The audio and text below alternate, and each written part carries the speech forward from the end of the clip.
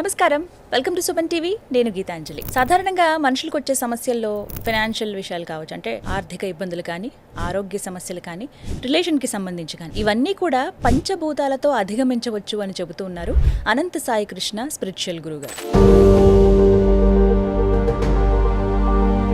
వీటికి సంబంధించి గత 25 సంవత్సరాలుగా క్లాసెస్ చెబుతూ చాలా మంది జీవితాల్లో మార్పును తీసుకువచ్చారు అనంత సాయి కృష్ణ గురువు గారు. వారు ప్రస్తుతం మనతో పాటు ఉన్నారు, వారితో మాట్లాడదాం. నమస్కారం అండి అనంత సాయి కృష్ణ గారు, ఎలా ఉన్నారు?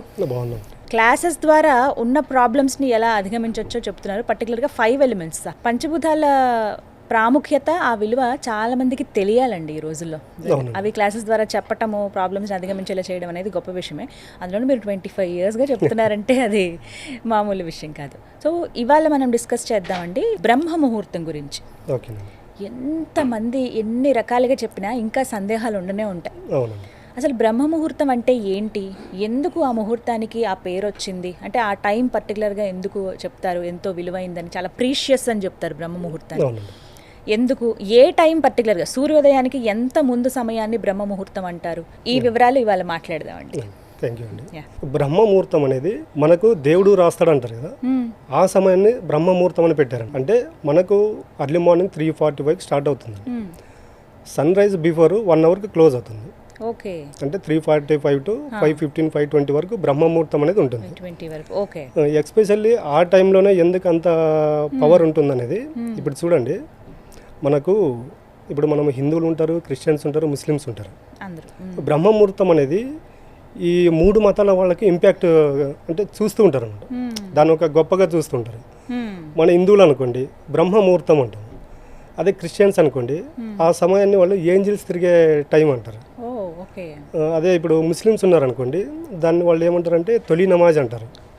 అంటే వాళ్ళు 5 లోపల నమాజ్ చేసేస్తారు. వాళ్ళు డైలీ 5 పూటలు నమాజ్ చేస్తారు. దాంట్లో ఈ బ్రహ్మ ముహూర్తంలో ఫస్ట్ నమాజ్ అనేది స్టార్ట్ అవుతుంది. అంటే ఇక్కడ చూడండి, యూనివర్స్ సిద్ధాంతం అనేది, యూనివర్స్ అనేది ఒక మతానికి ఒక కులానికి సంబంధించింది కాదు. దానికే బ్రహ్మ ముహూర్తం ఇంపార్టెంట్ అనేది చాలా మందికి తెలియక, అంటే వాళ్ళ లైఫ్లో ఇప్పుడు మీరు చెప్పారు, ఇంతకుముందు చెప్పారు, money problem, health and relation అనేది. బ్రహ్మ ముహూర్తాన్ని ఇప్పుడు ఇన్ని కష్టాలు అనుభవించేదానికన్నా ఒక 1/2 hour 1 hour అది కాదనుకున్నారు అనుకోండి, మనిషి ఎటువంటి ప్రాబ్లం నుండి అయినా బయటపడవచ్చు. అవునండి. ఎస్పెషల్ బ్రహ్మ ముహూర్తం అనేది ఎందుకంటే ఇప్పుడు మాట్లాడుకుందామండి. ఇప్పుడు చూడండి, బ్రహ్మ ముహూర్తం అనేది ఆ సమయంలో ఎలాగుంటుందంటే నేచర్ అనేది చాలా భూమిపైకి కాస్మిక్ ఎనర్జీ అనేది ఎక్కువ స్ప్రెడ్ అవుతూ ఉంటుంది ఆ టైంలో బ్రహ్మ ముహూర్తంలో. మీకు ఒక ఎగ్జాంపుల్ చెప్పాలంటే చూడండి, మీరు నైట్ ఒక రోజు మేల్కొని ఉండే ట్రై చేయండి. 10 మీరు యాక్చువల్ అంటే ఇప్పుడు ఎలా ఉంది జనరేషన్ అంటే 10, 11 అవుతుంది. 12 కూడా అయిపోతుంది సార్, ఆ టైం అయిపోతుంది. చూడండి, మనం బాగా అబ్జర్వ్ చేసినట్టయితే 11కి కొంచెం నిద్ర వచ్చినట్టు అవుతుంది, అయినా మేల్కోగలుగుతాం. 12, 1, 2 వరకు మేల్కోగలము. అంటే మనకి నిద్ర వచ్చినా అవాయిడ్ చేయగలుగుతాము. ఎప్పుడైతే 3:30 అవుతుందో మీరు బాగా అబ్జర్వ్ చేసినట్టయితే అసలు నిద్రను అవాయిడ్ చేయలేము. మూతలు పడిపోతే ఎంత మేల్కొని ఉందామన్నా కూడా నిద్ర వచ్చేస్తుంటుంది. ఎందుకంటే ఆ సమయంలో భూమిపైకి కాస్మిక్ ఎనర్జీ అనేది ఎక్కువ స్ప్రెడ్ అవుతూ ఉంటుంది అనమాట. అప్పుడు ఏమవుతుందంటే మనిషి కూడా ఆలోచనలు అవి 0 స్టేజ్లోకి వెళ్ళిపోతాడు. బ్రహ్మముహూర్తం కాకుండా మిగతా సమయంలో మనం మెడిటేషన్ కూర్చున్నాం అనుకోండి, ఆలోచనలు ఎక్కువ వస్తూ ఉంటాయి. అదే బ్రహ్మముహూర్తంలో కూర్చున్నాం అనుకోండి, అప్పుడు ఏమవుతుందంటే ఆ సమయంలో చెప్పేది కాస్మిక్ ఎనర్జీ అనేది ఎక్కువ స్ప్రెడ్ అవుతుంటుంది. అది ఒకటి, మనిషికి ఆలోచనలు అనేవి తక్కువ స్టేజ్లో ఉంటాయి. అలాంటప్పుడు ఏమవుతుందంటే మనిషి కూర్చున్నప్పుడు ఏమవుతుందంటే కాస్మిక్ ఎనర్జీని ఎక్కువగా రిసీవ్ చేసుకోవడానికి అవకాశం ఉంటుంది. ఆ టైంకి లేచి ఆ సమయంలో ఏమవుతుందంటే ఆలోచనలు అనేటివి నేచర్లోకి ఎక్కువ వెళ్ళవు. అందరూ స్లీప్ డీప్లో ఉంటారు. ఆ సమయంలో మనం లేచి మెడిటేషన్ చేసుకున్నాం అనుకోండి, ఏమవుతుందంటే ఆ ఎనర్జీ మనము రిసీవ్ చేసుకోగలుగుతాం. సో 3:30 నుంచి చూసుకుంటే 5:20 వరకు అండి, 5:20 వరకు ఉంటుంది. 5:20 వరకు బ్రహ్మ ముహూర్తం. అసలు ఏం చేయాలి ఆ టైంలో లేచి? చాలా మందికి ఇదే సందేహం, లేస్తున్నామండి కాకపోతే ఆ టైంకి ఎక్కువసేపు కూర్చోలేకపోతున్నాము, ఏదో డిస్ట్రాక్షన్స్ వచ్చేస్తున్నాయి మెడిటేషన్ కని. అంటే స్టార్టింగ్లో ఎవరో కూడా అరగంట గంట కూర్చోలేరు, ఏవో డిస్ట్రాక్షన్స్ వస్తాయి. ఈవెన్ ఎవరైనా అంతే కదా సార్.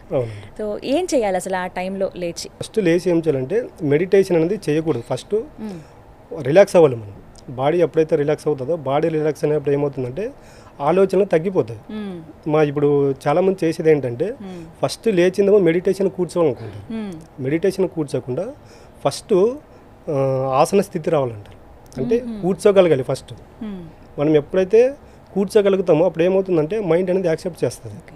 సో డైరెక్ట్ నేల మీద కూర్చోవద్దని అంటారు. ఈవెన్ ఒక చాపనైనా ఏదైనా ఒక బ్లాంకెట్ అయినా అలా వేసుకుని కూర్చోవాలి, ఒక ఆసనం ఏదైనా ఉండాలి అని అంటారు కదా, నిజమేనా అది? మెడిటేషన్కి ఆసనం అవసరం లేదు. లేదా? మనము యోగా చేయడానికి అయితే ఆసనాలు అవసరం ఉంటాయి. ఓకే. మెడిటేషన్ ఏంటంటే మనకు కూర్చోడానికి కంఫర్ట్ ఉంటే చాలు. ఓకే. అంటే పడుకోని చేయకోకుండా కూర్చోడానికి కంఫర్ట్ ఉంది అనుకోండి, ఆ మెడిటేషన్ యొక్క ఇంపాక్ట్ అనేది మనకు తెలుస్తుంది.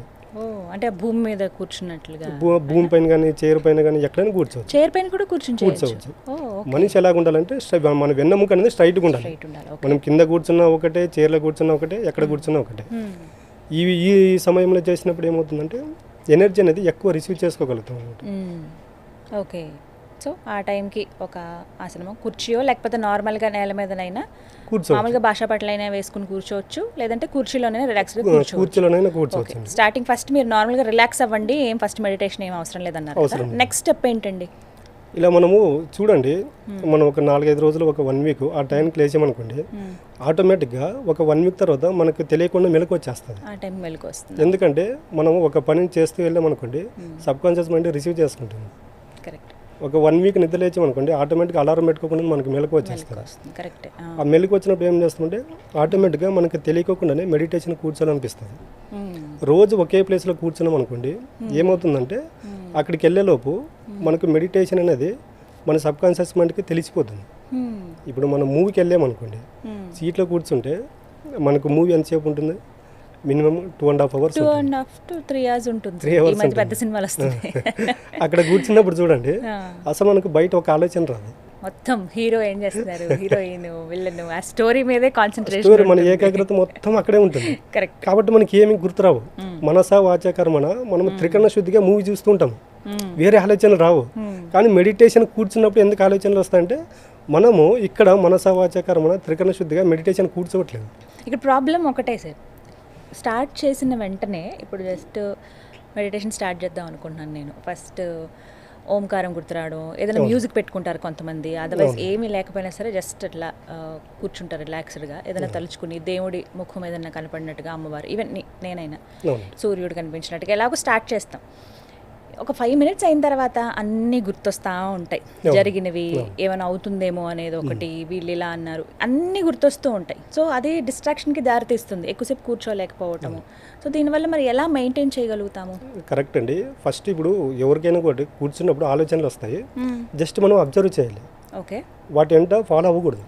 అబ్జర్వ్ చేసినప్పుడు ఏమవుతుందంటే, అప్పుడు యాక్సెప్ట్ చేసినప్పుడు ఏమవుతుందంటే నెక్స్ట్ ఆలోచన రాదు. అది ఓకే, ఆలోచనలు వస్తూ ఉంటాయి, అబ్జర్వ్ చేస్తూ ఉండాలి. అబ్జర్వ్ చేస్తూ కూర్చున్నప్పుడు ఏమవుతుంటే కొద్దిసేపటికి ఆలోచనలు డైవర్ట్ అయిపోతాయి. డైవర్ట్ అయినప్పుడు ఏమవుతుందంటే మనకు శ్వాస అనేది ఆడుతూ ఉంటుంది, నెమ్మదిగా ఏమవుతుంటే శ్వాస అనేది తగ్గిపోతూ వస్తుంది. అప్పుడు ఏమవుతుంటే మనకు తెలియకోకుండానే మెడిటేషన్లోకి వెళ్ళిపోతాం. చాలా మంది ఏం చేస్తున్నారు ఆ విధంగా, చాలా మంది ఏం చేస్తున్నారు అంటే ఈ ఆలోచనలు వస్తాయని చెప్పేసి ఓ 10 minutes 15 minutes అయిపోయిన తర్వాత లేచిపోతారు, 10 minutes ఉండగలిగాను అని లేచిపోతారు. అలా కాకుండా మీకు ఫస్ట్ డే కుదరలేదు అనుకోండి, 15 minutes కూర్చోండి. తర్వాత జస్ట్ ఒక డైలీ ఒక 2 minutes 3 minutes పెంచుకుంటే లోపు ఆటోమేటిక్గా ఒక 1 month 1.5 month తర్వాత ఏమవుతుందంటే మనకి తెలియకుండా ఒక 1 hour కూర్చుంటాం. ఓకే, అంత ఇంపాక్ట్ ఉంటుంది బ్రహ్మం. ఖచ్చితంగా మ్యూజిక్ ఏదైనా వినాలా అండి ఆ టైంలో, అదర్వైజ్ ఏమీ అవసరం లేదు? చాలా మంది అంటే మ్యూజిక్ పెట్టుకోకుండా చేయడం బెటర్ అండి, ఎందుకంటే అలవాటు పడాలి. ఫస్ట్ మ్యూజిక్ పెట్టుకోవడం కూడా మంచిదే, ఎందుకంటే మన ఆలోచనలు డైవర్ట్ అవ్వడానికి మన ఏకాగ్రత మొత్తం జస్ట్ మ్యూజిక్ వైపు వస్తుంటుంది. కాబట్టి అప్పుడు ఏమవుతుంటే మెడిటేషన్కి కోఆపరేట్ చేస్తుంటే మ్యూజిక్ అనేది, ఓంకారము లేకపోతే ప్లెజెంట్ వాటర్ ఫ్లో అవుతున్నట్లు ఒకటి, నేచర్ సౌండ్ ఒకటి ఉంటుంది. ఇంకా ఎక్కువగా కృష్ణ ఇది ఫ్లూట్ మ్యూజిక్ ఒకటి, ఇవి బాగా ప్లెజెంట్ గా అనిపిస్తాయి ఆ టైంలో ప్లెజెంట్ గా ఉంటాయి. కరెక్ట్.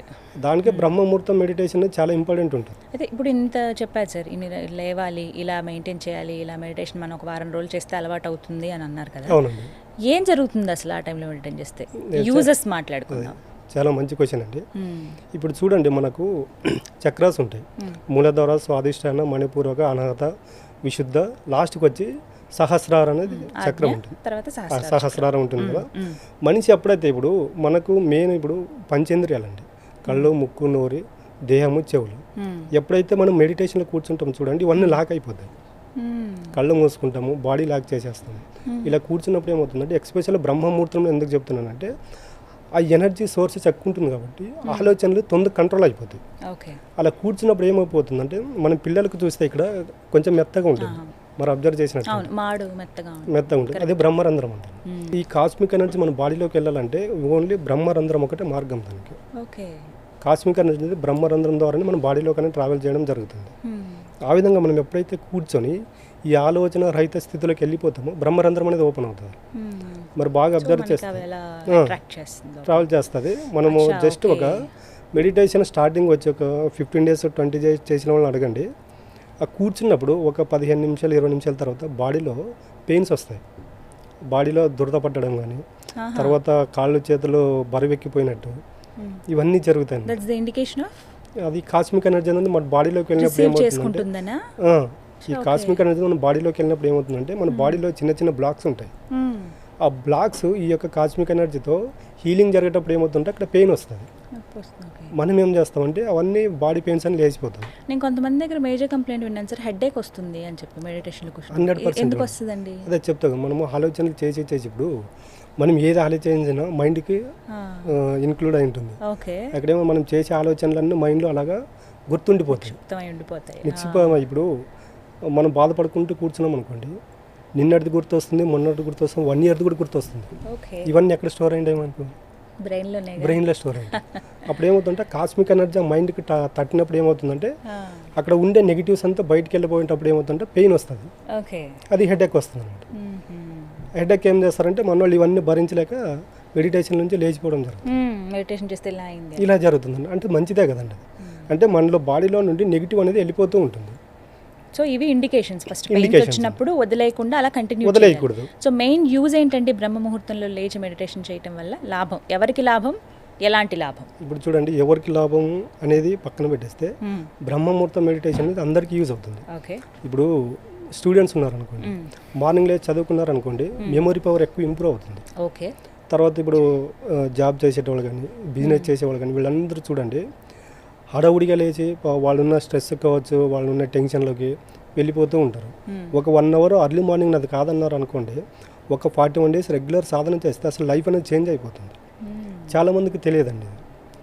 బ్రహ్మముహూర్తం అనేది ఒక్కటి చాలు మన లైఫ్ని చేంజ్ చేసుకోవడానికి. 100% అండి. మీరు కావాల్సి ఉంటే ఎవరైనా బ్రహ్మముహూర్తం, ఇప్పుడు మీకు ఎంతమంది తెలిసి ఉంటుంది, బ్రహ్మముహూర్తంలో సాధన చేసిన వాళ్ళని మీరు అడగండి, అప్పుడు తెలిసిపోతుంది. ఎందుకంటే ఇది మనకి ఇప్పుడు వచ్చింది కదా, మనం స్టార్టింగ్లో మాట్లాడుకున్నాము యుగాలు 4 అని. ఈ యుగాలు ఇప్పుడు మనం కొలుస్తున్నాం శ్రీరాముడు, శ్రీకృష్ణుడు, వీళ్ళంతా బ్రహ్మముహూర్తంలో సాధన చేసిన వాళ్ళు.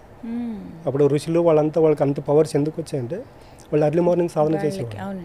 గురుకులాలు కానీ ఇవన్నీ కానీ ఆ టైంని స్పెసిఫిక్గా. ఎందుకంటే ఇప్పుడు కూడా కొన్ని చూడండి, హరే రామ హరే కృష్ణ వాళ్ళది కూడా కొన్ని ఉంటాయి. అక్కడ వాళ్ళు చూడండి నైట్ 7-7:30 లోపల క్లోజ్ చేస్తారు, అయిపోతుంది. అర్లీ మార్నింగ్ 3:40కి లేపుతారు. ఎందుకంటే ఇది సాధన చేసే వాళ్ళకి దాని యొక్క ఇంపాక్ట్ తెలుస్తుంది అనమాట. ఇది స్పిరిచువల్ కాకుండా ఇప్పుడు పెద్ద పెద్ద బిల్ గేట్స్ కానీ, తర్వాత అంబానీ కానీ, వీళ్ళందరూ ఉన్నారు సక్సెస్ఫుల్. మీరు ఎవరైనా చూసుకోండి, వాళ్ళ ప్రపంచానికి చెప్పరు, కానీ వాళ్ళు మాత్రము ఈ బ్రహ్మముహూర్తంలో సాధన చేస్తారు. ఎప్పుడైనా ఒకసారి రివీల్ చేస్తారు, నేను మార్నింగ్ ఇలా లేస్తాను అని చెప్పి, అప్పుడు అందరూ సర్ప్రైజ్ అవుతారు. మనకు ముఖేష్ అంబానీ చెప్పారు ఒకసారి, ఆయన ఎంత నైట్ 2కి పడుకున్నా 3:40కి నిద్రలేస్తాడు ఆయన. ఎందుకంటే ఇప్పుడున్న దీంట్లో ఈ స్ట్రెస్ తట్టుకోవడం చాలా కష్టమైపోతుంది. కాబట్టి బ్రహ్మముహూర్తంలో డైలీ 1 hour అది కాదనుకున్నారనుకోండి, లైఫ్ని మనం ఎలా లీడ్ కావాలంటే అలా చేసుకోవచ్చు. ఎందుకంటే మనకు భగవద్గీతలో శ్రీకృష్ణుడు చెప్పాడు, యద్భావం తద్భవతి. ఈ బ్రహ్మముహూర్తం సాధన చేయడం వల్ల ఏమవుతుందంటే మనకు మన యొక్క వ్యక్తిత్వం కూడా చేంజ్ అవుతుంది. ఈ కోపము, ఈర్ష్య, ద్వేష, పగ, ప్రతీకారం అనేవి కూడా ఏమవుతుందంటే రాను తగ్గుకుంటూ వస్తాయి. అట్లా ఒక 41 days మనం సాధన చేసుకుంటూ వచ్చామనుకోండి, 41 days బిఫోర్ మనం ఎలాగున్నాము, 41 days తర్వాత ఎలాగున్నాము చెక్ చేసుకుంటే 100% రిజల్ట్ ఉంటుందండి. Right, thank you so much అండి, చాలా క్లియర్గా చెప్పారు, అర్థమైంది. ఎప్పుడు విన్న విషయం అయినా కూడా ఎప్పుడు డౌట్స్ ఉంటాయని అన్నాను కదా సార్, ఇక్కడే వస్తుందన్నమాట. ఏం చేయాలి అసలు ఆ టైంలో, యూజెస్ ఏంటి, ఎలాగా మెడిటేట్ చేయాలి, ఏం వినాలి, ఏం వినొద్దు ఆ టైంలో, అస్సలు ఈ పని చేయకూడదు అని ఏమైనా ఉన్నాయండి బ్రహ్మముహూర్తంలో? అలాంటిది ఏమి ఉండదు, ఈ పని చేయకూడదు అనేది ఏమి ఉండదు. ఇప్పుడు మనం టెంపుల్కి వెళ్ళాలంటే మనిషి ఆ టైంకి వెళ్ళొచ్చు. బ్రహ్మముహూర్తం కాబట్టి మనకి నిద్ర రాకుండా జస్ట్ ముఖం కడుక్కొని కూర్చుంటే చాలు, స్నానం చేయాల్సిన అవసరం లేదండి మనకి. ఎందుకంటే మనకు ఇన్నర్ ట్రావెల్ కావాలి, బాహ్య ప్రపంచం కదా, మనము అంతర ప్రపంచానికి వెళ్ళాలనుకున్నప్పుడు ఏమవుతుందంటే మనకి ఏం అవసరం లేదు. ఫస్ట్ ఆసన సిద్ధి వస్తే చాలండి, ఈ బ్రహ్మముహూర్తంలో మనం ఏదైనా క్రియేట్ చేసుకోవచ్చు.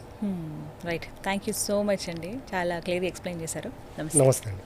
సో ఇంకెవరికైనా సందేహాలు ఉన్నాయి, మేము కూడా ఇలా జాయిన్ అవుదాం అనుకుంటున్నాం, యూనివర్స్తో కనెక్ట్ అవ్వడం.